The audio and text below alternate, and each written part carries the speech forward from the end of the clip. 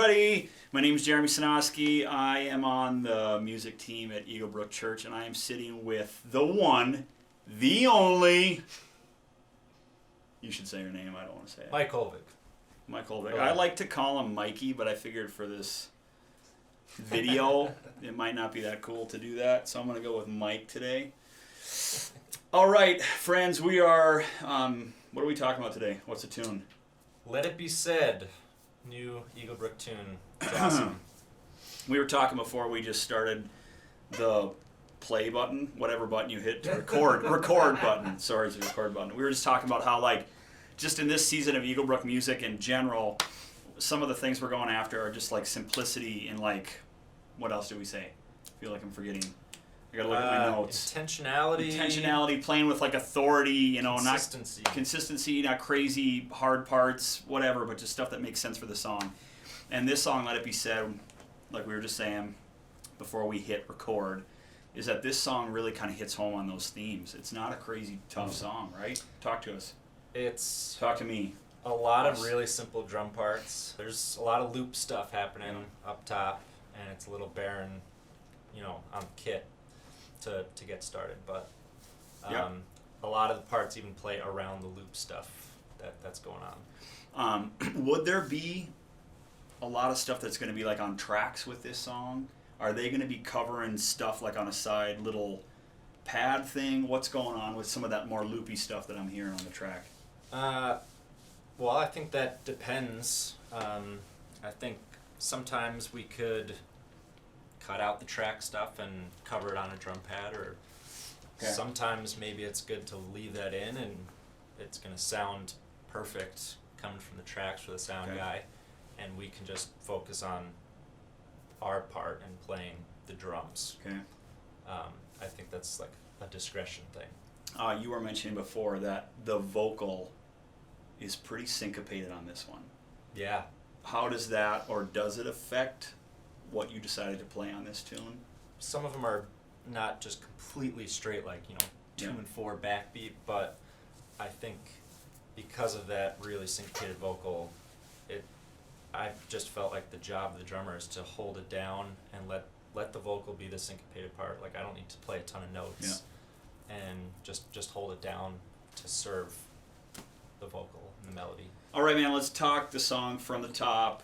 Intro, what's going on? Are you doing anything? I'm hitting kick with a swell at the top, and after that it's really just loop driven. Loop driven. Okay. When are we gonna? At what point do you come in? Chorus 1, and again we're playing around the loopy stuff there, just on the snare. We hit the downbeat with the kick, but that whole chorus then is just doing like this whole marching thing going on. Yeah. Okay. Really simple, and it kind of plays with the guitar line that's in there too. And then finally, do we get to hear a groove come verse 2? Are you dropping in? Finally, it's pretty chill, but we do actually kick in there. And again, it's just really straightforward, kind of like ghost note thing with a. So man, like we referenced before at the top, seems to be like this. The thing with this tune is like simplicity. Mm-hmm. It's nothing crazy. Just keep it simple. Okay. Second chorus. What are you doing? Now we're rocking. Second chorus, we're definitely ramping it up a little. So then we finally come in with like that big tom groove. Okay. And that really gets the song going a little bit there. And then we're coming back down. Breakdown, instrumental thing? Yeah. Okay. Keep going. What's after the instrumental? After the instrumental, then is the bridge. There's 2 bridges, and the first one is just 2 and 4 on the kick. And it's... The first one is on 2 and 4? Yeah. Okay, so you're in there a little bit. Yeah. And again, just kind of getting out of the way. I feel like that's a common theme with this tune, but and almost it's funny as we're talking about this, like it's pretty simple. Yes, it's pretty simple. Okay, so we do a couple bridges. First one's 2 and 4 on the kick. Second one, what are you doing? A little build action going on.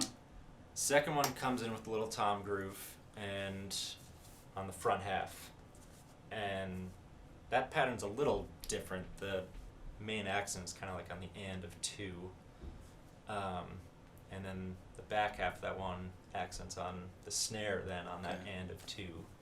So it's kind of feels almost like a little flipped on its side a little bit from like a regular straight tom groove.